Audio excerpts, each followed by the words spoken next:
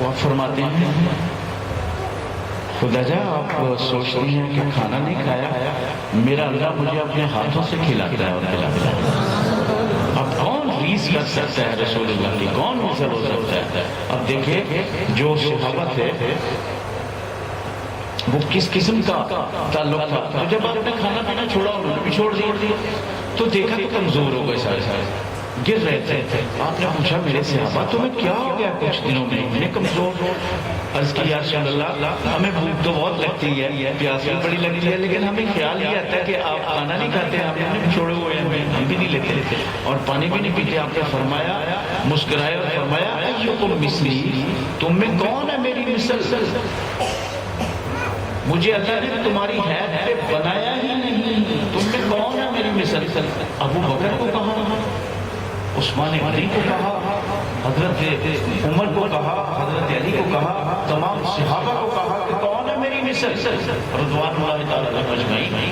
اس کا مطلب ہے حضرت ابو بکر صدیق آپ کی مثل نہیں بن سکے، عثمان غنی نہیں ہو سکے، حضرت عمر نہیں ہو سکے، صحابہ میں سے کوئی بھی نہیں ہوا۔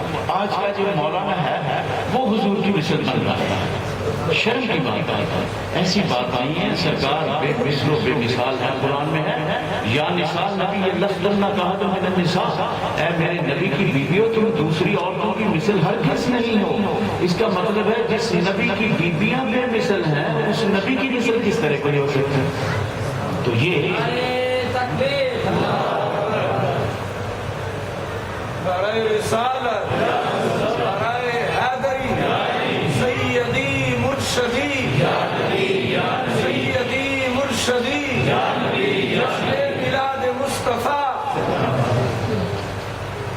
آج یہ سمجھاتے ہیں کہ ہم صرف اللہ تعالیٰ کا محتاج ہیں، اللہ کے سوا کسی کے نہیں ہیں، ٹھیک ہے، نبی کے بھی نہیں۔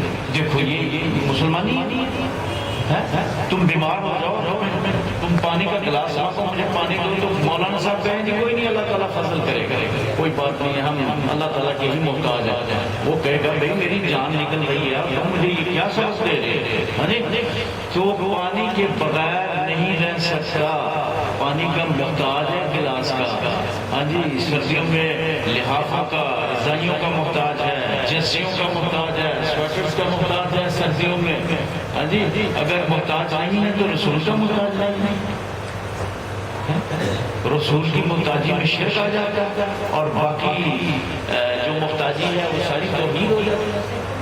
یہ بات نہیں ہے، دیکھنا یہ ہے کہ جو 1500 سال کا تعلق تھا صحابہ کا سرکار سے وہ کیسا تھا، کیا وہ اپنے جیسا سمجھتے تھے آپ کو؟ جب آپ اپنا لب مبارک خود مبارک باہر پھینکتے وہ چاٹ جاتے تھے، نبی پاک علیہ السلام اپنا ناک صاف کرتے ہیں، رطوبت جو ناک کی تھی وہ لے کے چاٹ جاتے ہیں۔ نبی پاک علیہ السلام کی جب حجامت ہوتی تھی تو ایسے صحابہ ہوتے تھے جیسے خانہ کعبہ کا طواف ہو رہا ہے، ایک ایک بال لیتے تھے، ایک ایک بال لیتے تھے۔ آپ دیکھیں نا حضرت خالد بن ولید نے اپنی ٹوپی میں بال سلوار کے رکھا ہوا تھا ٹوپی میں، اور جہاں جاتے ہیں تلوار کے ساتھ فتح قدم چومتی تھی ان کی۔ ایک دفعہ شکست ہوگی تو قابو آ گیا، 4 لاکھ فوج تھی کافروں کی اور ان کی 6000 تھی، وہ بیچ میں قابو آ گئے۔ تو سرکار نے خواب میں فرمایا کہ عبید اللہ جرح فرمایا کہ ذرا پتہ تو لو اس کا خالد کا پھنس گیا ہے۔ اب یہ لشکر چھوٹا سا لے کے چلے گئے، وہ تو لاکھوں میں تھے۔ آپ کی بیوی خالد بن ولید کی جو بیوی تھی ان کا نام تھا تمیم، ام تمیم ان کا نام تھا۔ انہوں نے دیکھا پریشان ہوئی جب سنا کہ میرے خامد خوشکش ہوئی، اس کو تو ہو ہی نہیں سکتی، اسی پریشانی میں بیٹھی تھی کہ اس کا دھیان پڑا کہ تاک میں وہ ٹوپی رہ گئی ہے، خالد بھول گیا ہے، وہ ٹوپی چھوڑ گیا ہے جس میں رسول اللہ کا بال مبارک تھا۔ اس بیوی نے فوری جذبے میں زرہ پہنی اور گھوڑے پہ وہ لغام اور زین وغیرہ کس کے خود ہی چھلانگ لگائی اس کے اوپر، مجاہد بن کے وہ نکل پڑے، ٹوپی کو ادھر رکھ دیا۔ تو جب وہاں پہنچی تو خالد بن ولید تک پہنچ گئی، کسی کافر کو بھی ضرورت نہیں روکنے کی۔ تو خالد حیران آ کے کون ہے سوار، آپ کون ہے؟ تو نقاب ہٹا کے فرمایا میں کی بیوی، تو یہاں کیسے؟ تو ٹوپی نکال کے ادھر سے کہا کہ یہ آپ چھوڑ آئے۔ تو انہوں نے کہا کہ تیرا بھلا ہوا، بس وہ ٹوپی سر پہ رکھی اور 2 تلواریں ہاتھوں میں دی، وہ جو 4 لاکھ کی فوج تھی ان کا منہ پھوڑ کے رکھ دیا تھا۔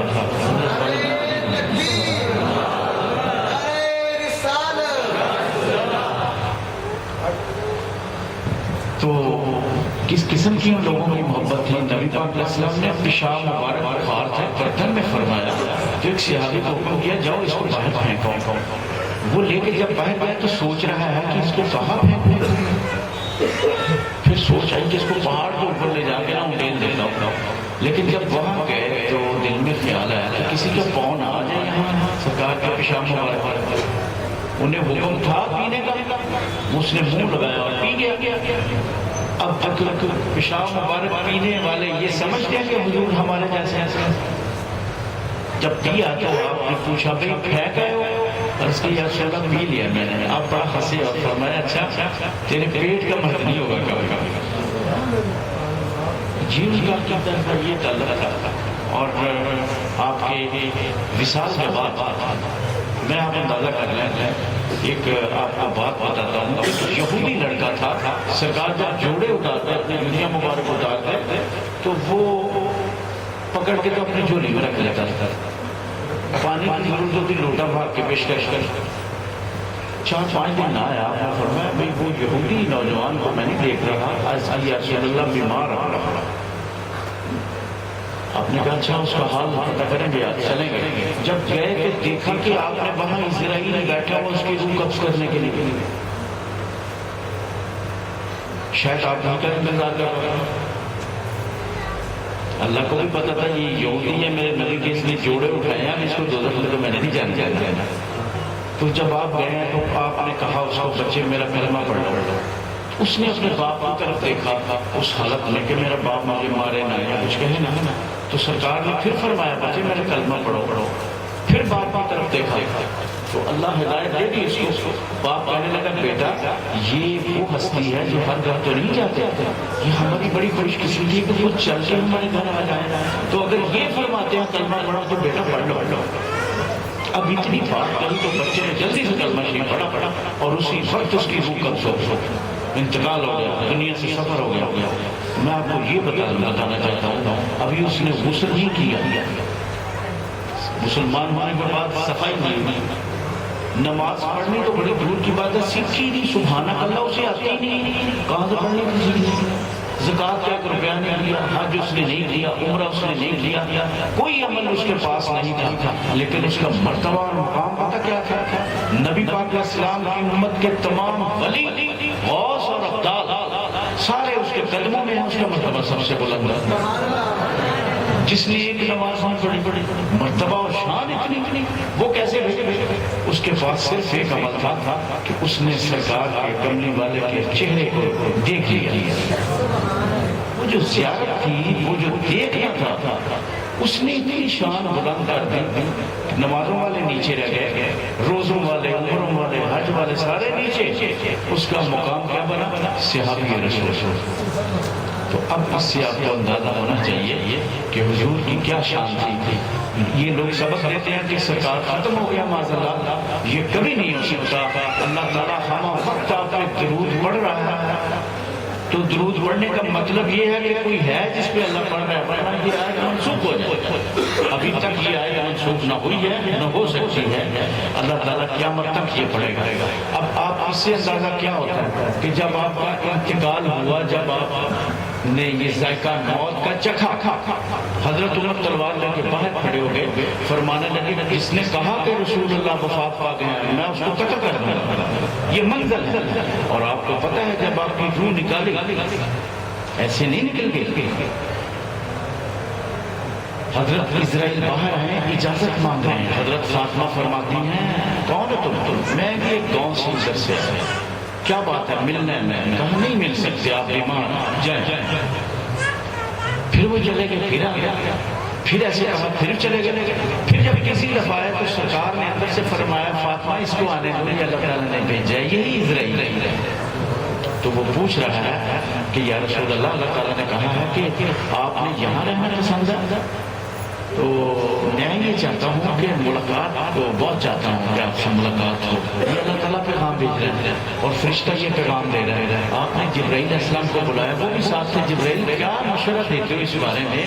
یہ اللہ تعالیٰ کا پیغام آیا ہے کہ اگر آپ رہنا چاہتے ہو دنیا میں تو رہیں, اگر لیکن ملاقات کو بہت چاہتا ہوں میں آپ سے. تو جبرائیل کہتے ہیں ہاں یا رسول اللہ یہی کلام ہے، باقی آپ کی مرضی ہے، ہم نہیں کچھ بھی کہہ سکتے، اگر آپ ملنا چاہتے ہیں، اگر اللہ تعالیٰ کہتا ہے ملنا ہے تو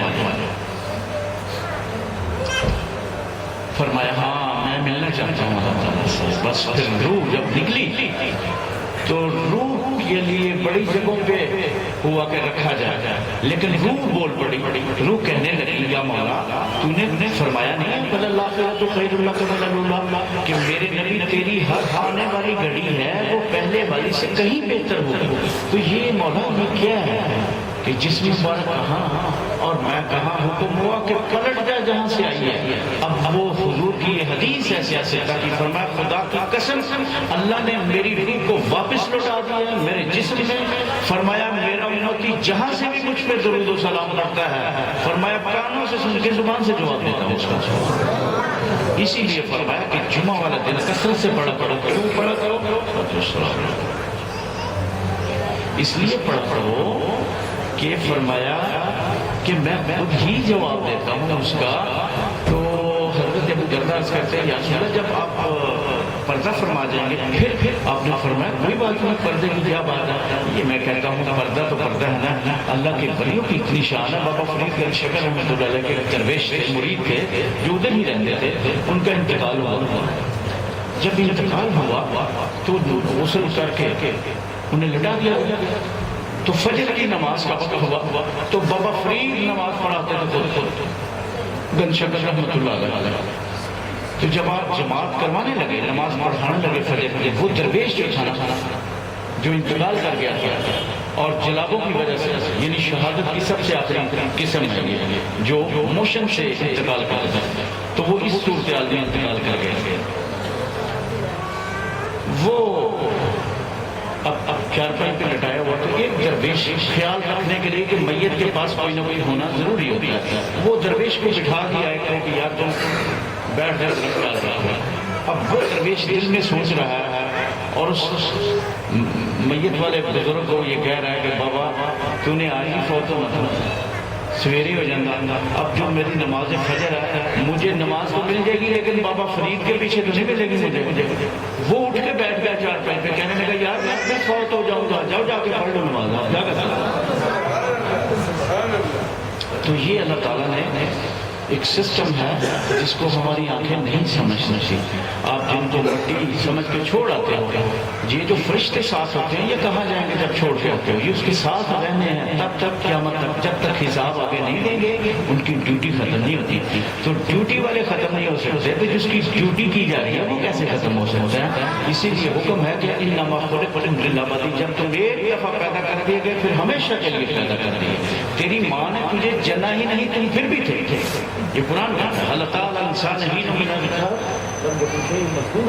انسان پہ ایک ایسا وقت تھا جب یہ قابل ذکر چیز نہ تھا لیکن تھا، عالم ارواح میں تھا. وہاں سے چلا ماں کے پیٹ میں آیا، وہاں سے چلا پھر دنیا میں آیا، وہاں سے چلا پھر زمین کے پیٹ میں چلا گیا. خاتمہ نہیں ہے اس کا. اس لیے رسول اللہ صلی اللہ علیہ وسلم نے حکم فرمایا جب قبرستان جاؤ تو جا کر یہ کہا کرو السلام علیکم یا اہل القبور، اے قبروں والوں کو سلام کیا کرو، وہ تمہیں جانتے ہیں، تمہیں پہچانتے ہیں، تمہارے سلام کا جواب بھی دیتے ہیں. تو اس لیے آج مثال ثواب مقصد ہے. اور سرکار کی شان یہ ہے کہ جب حضور پاک نے رحلت فرمائی تو صحابہ اداس تھے. آپ کی زوجہ محترمہ ام المومنین جناب میمونہ ان کے پاس گئے تو جا کر کہتے ہیں اے ام المومنین ہم بڑے اداس ہیں.